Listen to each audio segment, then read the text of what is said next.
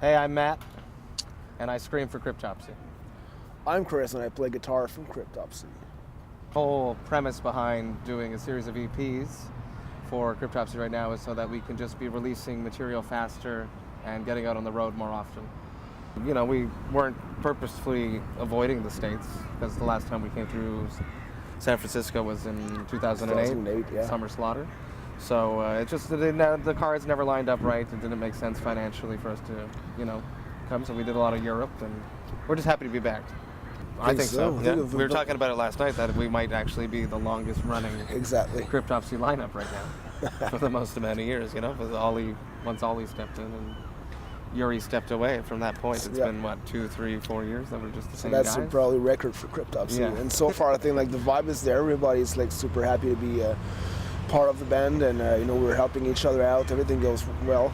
Yeah, we're a good team, and we work well together. The writing process is super easy and not hard. I don't see it as being like a difficult task when we get together to write something. So we're stoked. You can always try to evolve, because as a person, everybody evolves.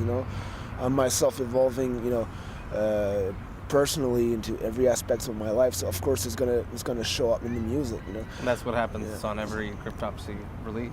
There was member changes, so that's a different vibe that's coming in, but just where we are at in our mindsets. Like during the Unspoken King, there's no way the guys got into a room and said we're gonna write a deathcore album. That never happened. It's just that's where the boys were at that period. That's the music that they wanted to make.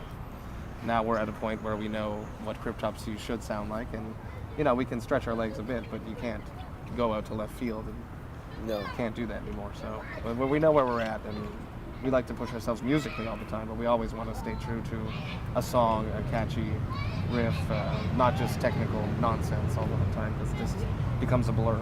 We did a crowdfund for the EP, and it was one of the most stressful events of my life, this 3 months that we had it running. I think we'll never do it again. It's just not something that resonated with our fans. I don't think our fans felt comfortable investing in that type of a experience, relationship back and forth between, because we raised like 10 grand out of, which is half of what we wanted, but it only came from like 350 people, which is, if you think about that, that's crazy. So it's like only 350 people giving us $10,000, which is amazing. Extreme, true hard fans. But at the same time, we run Bandcamp where we sell our merch on the side. We were getting all kinds of support through there too. So it's just not something that our fans. Crowdfunds are on their way out, and I think we got on right at the end of it when it wasn't the best moment for us. We won't do it again. It's too stressful, and I was just refreshing the page all the time. It was not fun. I actually said no at first when Flo first approached me, and then I saw Cryptopsy again one last time with Wormy, and I was like, man, I made a mistake. I should have done it. And no, there's never a point with all the shit that was coming on from the net or from the press. I was upset and disappointed that it was being received the way that I would hope that it would have gone. But I'm not a quitter. I can't do it. So it was just perseverance, and the guys always supported me and pushed me in the right direction, and I've had past members who were excellent screamers, like Yuri from Unhuman, who really gave me a lot of pointers of how to approach the vocals of Cryptopsy better.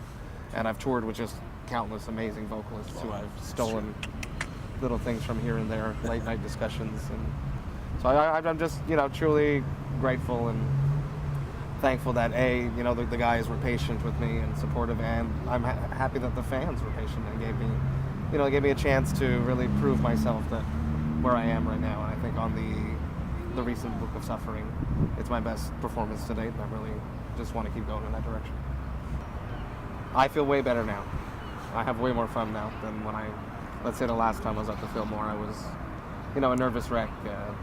The Unspoken King had just come out, and I was getting a lot of flack for not being, Lord Worm, or living up to Lord Worm standards. So now I feel like I'm the most confident and the most comfortable on stage than I've ever been in my life. So I'm just relishing and enjoying every moment of that. Yeah, a couple of days ago, we were, where were we, in Denver? No, not Denver, in Seattle. And there's a whole bunch of underage kids right in front of the stage, and that really reminded me of my youth, Well, I was one of them, you know, and I wanted to be on stage doing that kind of stuff. Yeah. And right now, just like the way to see like the other side of the medal, you know, things are just puts into different perspective, you know. It just makes me perform more, just because I want to these guys to have the same passion as what I used to have when I was a kid, you know.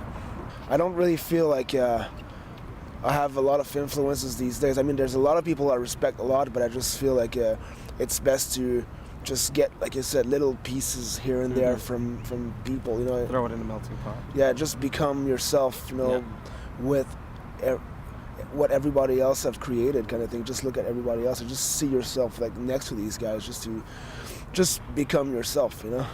Yeah, me growing up, my influences, I was not extreme metal. I was more rock based there, so I was into like Tool, super heavy Tool fan, so Maynard's Voice, Mike Patton. Started getting a bit more into the more screaming through that, and then, you know, like Phil, Pantera, Corey Taylor's good screamer, got me into all that, and then Cannibal Corpse. So just it's cool to be here. So yeah, and nowadays like a titan of vocals, in my opinion, is like Travis from Cattle Decapitation. He's a real fucking screamer. You see, that's the type of approach that he made himself unique, you know, in trying to, you know, he created himself, you know. Yeah. We're going to be hitting Australia in early September, with New Zealand as well, and there is something in the works for the fall through the States, but I can't announce anything yet. Other than that, writing, and we're writing, you know. We'll hit because we want the second installment of the Book of Suffering to come out in October. So this is our goal. Got to push ourselves.